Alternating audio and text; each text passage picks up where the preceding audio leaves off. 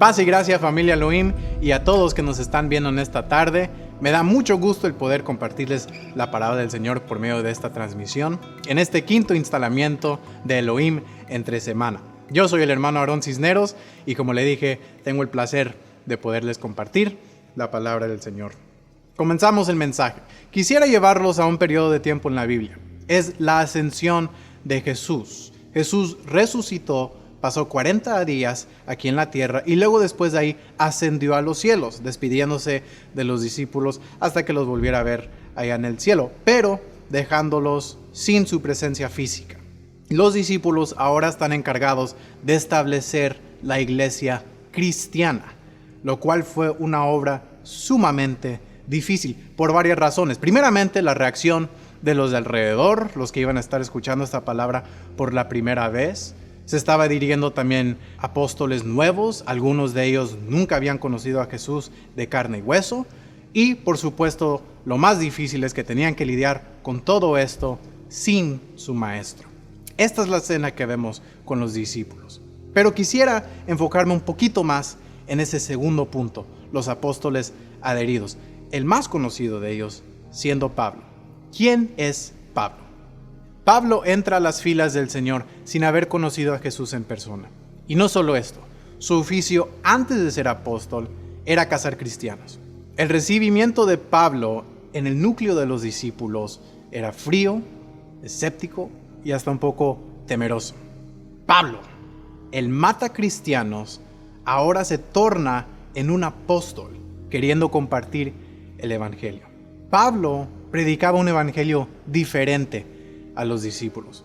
Pablo hablaba diferente, predicaba diferente, se expresaba en una forma distinta y la misión de Pablo como evangelista era muy distinta al evangelio que los discípulos estaban predicando, ya que el evangelio de Pablo era el evangelio de gracia.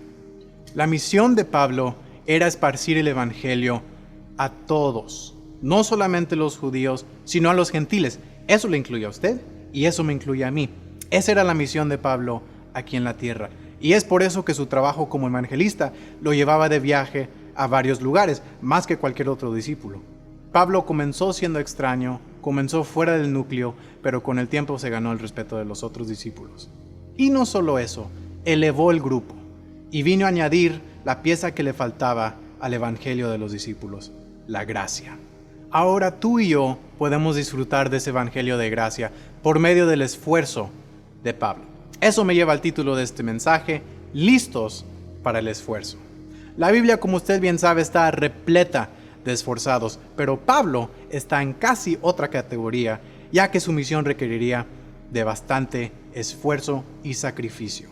Como mencioné, Pablo era evangelista y no solo esto, pero también educaba a iglesias y también educaba a los líderes de esas iglesias, lo cual requería de bastante sacrificio. Es por esto que Pablo muchas veces se encontraba en necesidad de asistentes, uno de ellos siendo Barnabás.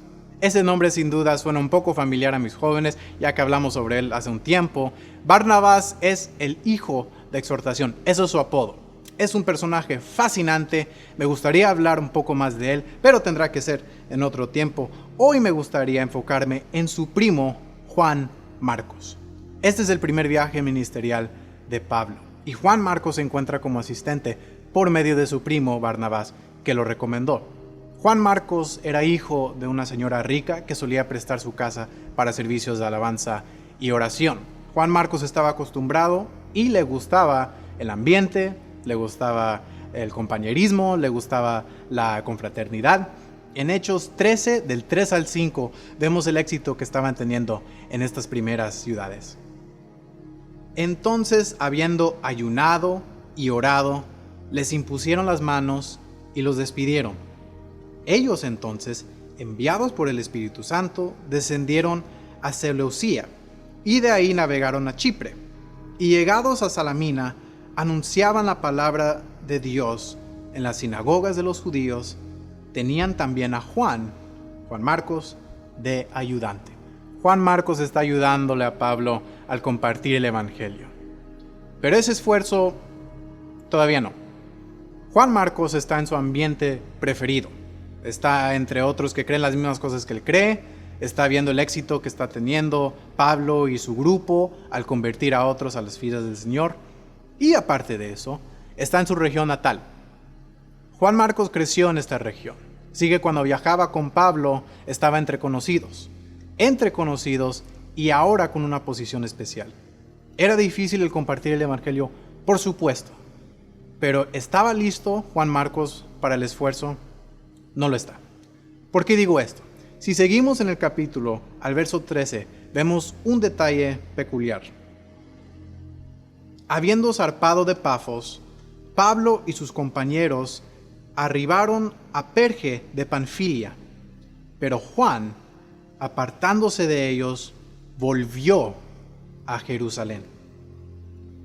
Tuvieron éxito en Seleucia y Juan Marcos los sigue a Chipres.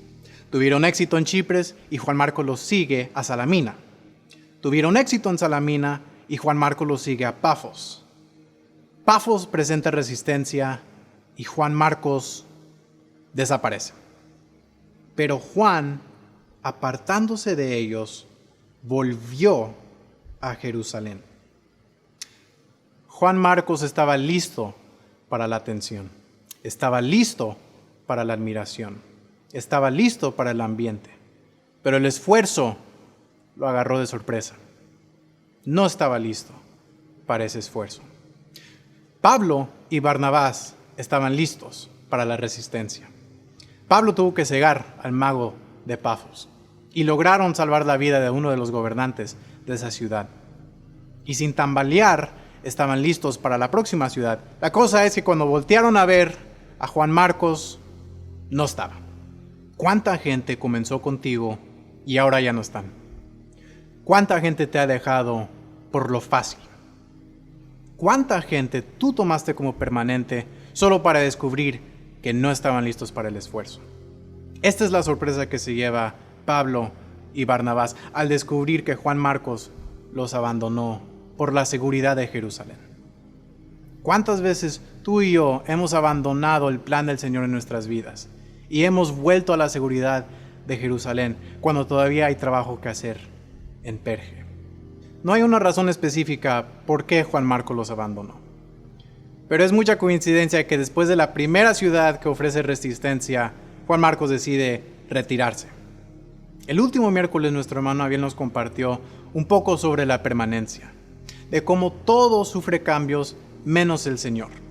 Nosotros como humanos somos débiles a veces faltan fuerzas, a veces nos gana la flojera, pero nuestro Dios nunca sufre de esos cambios. Él es fiel y fuerte por siempre, por los siglos. En Números 23:19 describe esto: Dios no es hombre para que mienta, ni hijo de hombre para que se arrepienta. Él dijo y no hará, habló y no lo ejecutará. Dios es el único permanente y nosotros sufrimos cambios y debilidades. Pero el Señor nos pide que atravescamos esa debilidad con la fuerza que Él nos provee, con el esfuerzo. Pablo y Barnabás en estos versos muestran el esfuerzo de la fe por las acciones que toman en este viaje. Y lo siguen mostrando algún tiempo después en Hechos 15 del 36 al 38. Después de algunos días, Pablo dijo a Barnabás: volvamos a visitar a los hermanos en todas las ciudades en que hemos anunciado la palabra del Señor para ver cómo están. Y Barnabás quería que llevasen consigo a Juan, el que tenía por sobrenombre Marcos. Pero a Pablo no le parecía bien llevar consigo al que se había apartado de ellos desde Panfilia y no había ido con ellos a la obra. Pablo rechaza a Juan Marcos, porque Juan Marcos no estaba listo para el esfuerzo. Lo que Pablo está diciendo aquí en este verso es que ahorita no hay tiempo para débiles, no hay tiempo para flojos. La primera visita a esas ciudades fue fácil. Los convertidos eran numerosos. Ahora nos enfrentamos con aquellos que no quisieron recibirnos la primera vez. Ahora nos enfrentamos con aquellos que flaquearon desde la última vez que los vimos. Ahora vamos a ir a visitar ciudades que ya nos han rechazado una vez. Barnabás, lo último que necesitamos ahorita son cobardes. No vaya a ser que nos abandone. No vaya a ser que desaparezca. Ambos siervos se aferraron tanto a su opinión que el verso 39 continúa diciendo: y hubo tal desacuerdo entre ellos que se separaron el uno del otro. Barnabás, tomando a Marcos, navegó a Chipre, y Pablo, escogiendo a Silas, salió encomendado por los hermanos a la gracia del Señor. Hubo tal desacuerdo entre estos dos siervos que se separaron, y es la última vez que se documenta que Barnabás y Pablo comparten la misma cena. Barnabás toma a su primo, Juan Marcos. Pablo toma a Silas. Lo que Barnabás y Juan Marcos logran en sus viajes no se documenta. No sabemos qué fue lo que lograron. Sí sabemos lo que Pablo y Silas lograron. Y si usted conoce un poco de Silas, sabe lo que pasa después. En el próximo capítulo vemos a Pablo y a Silas encarcelados y encadenados en su celda. Comenzaron a orar y a cantar himnos. Eso requiere esfuerzo.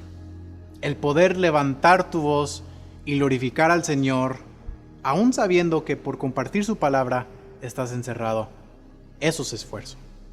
Un terremoto sacude los cimientos de esa prisión y las puertas de la cárcel fueron abiertas. Pablo y Silas son liberados de esa prisión, pero no sin antes rescatar la vida del carcelero y de toda su familia. Lo que Pablo y Silas logran hacer en esta escena, de cantar y orar para liberarse de una prisión, no lo hubieran podido lograr si Juan Marcos hubiera estado con ellos, porque se necesitaba unidad, y Juan Marcos no estaba en la jugada. El orar tras las rejas, el cantar encadenado, requiere un esfuerzo tremendo. Y Pablo encuentra el esfuerzo que buscaba en Juan Marcos, pero en Silas. Silas sí está listo para ese esfuerzo y nos es un ejemplo a nosotros de cómo estar en la jugada, de cómo echarle la mano a nuestros compañeros en las filas del Señor, de cómo lejos de ser un estorbo podemos ser una ayuda a cada quien, un apoyo, de no solo ser un espectador de la palabra, pero ser una parte de ese cuerpo de Cristo activa. Esta escena no ocurre con Juan Marcos, pero con Silas sí. Hay momentos en nuestras vidas, mis hermanos y hermanas, momentos que tenemos por delante que serán llenos de gozo, pero también van a haber momentos desagradables.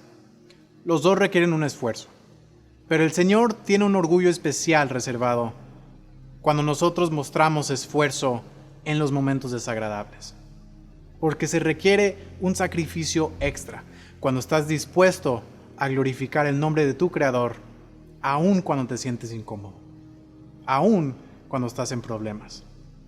Los cimientos de cualquier cárcel en la que tú estás en este momento, o en la que has estado, o en la que puedes estar pasando en un futuro, son sacudidos cuando estás dispuesto de abrir tu boca y glorificar el nombre de Jesucristo.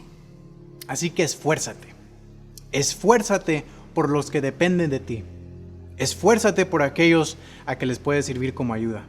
Esfuérzate por la nube de testigos que están animándote en este momento. Y esfuérzate para ser causa de orgullo en los ojos del Señor. La Biblia comparte de momentos en que el Señor se enorgullece de sus siervos. Usted puede ser ese siervo. Yo puedo ser ese siervo. Pero requiere esfuerzo. Pasan muchos años y Pablo, ahora un apóstol anciano, se encuentra encarcelado otra vez, porque Pablo mostró esfuerzo hasta el mero final. Y Pablo, sintiendo el acercamiento de su despedida, le escribe una carta, varias cartas, a Timoteo, uno de sus estudiantes más conocidos. Y en 2 de Timoteo, capítulo 4, versos 5 al 8, describe a perfección la importancia del esfuerzo y la recompensa que recibimos al mostrarlo.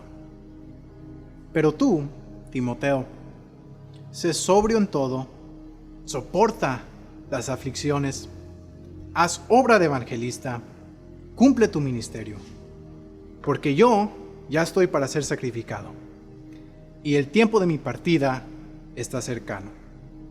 He peleado la buena batalla, he acabado la carrera, he guardado la fe. Por lo demás, me está guardada la corona de justicia, la cual me dará el Señor, juez justo, en aquel día, y no solo a mí, sino también a todos que le aman su venida. Pablo en estos versos hace un resumen de su ministerio, y la característica que sobresale es el esfuerzo. La historia de Pablo, sus logros y sus ganancias ya fueron escritas. Y hoy nosotros podemos ser testigos a través de la palabra de todos los logros que él pudo haber alcanzado para la obra del Señor. Pero tus logros, tus ganancias, tu historia, mi hermano, todavía no se termina. Yo no sé específicamente lo que el Señor tiene en tu vida, las cosas que Él tiene guardadas por ti. Pero lo que sí sé es que solo vas a llegar a ellas por medio del esfuerzo. ¿Estás listo? Antes de irnos me gustaría dejarle con un detalle más de esta historia. Un poco más adelante en el capítulo, Pablo le deja instrucciones personales a Timoteo. Le comparte que muchos me han desamparado, que solo Lucas está conmigo. Timoteo, por favor, ven pronto. Pero antes que vengas, trae a Juan Marcos. Pablo le encarga a Timoteo que le traiga a Juan Marcos. Y sigue describiéndolo porque me es útil para el ministerio. Al empiezo del mensaje hablamos un poco sobre el Evangelio de Gracia, el Evangelio que Pablo predicaba. Si usted no está muy seguro de qué significa gracia, Pablo lo está exhibiendo aquí. Pablo no guarda malicia en su corazón hacia Juan Marcos. Y es más, le muestra gracia al verlo crecer. Tanto que lo llama útil para el ministerio. Útil.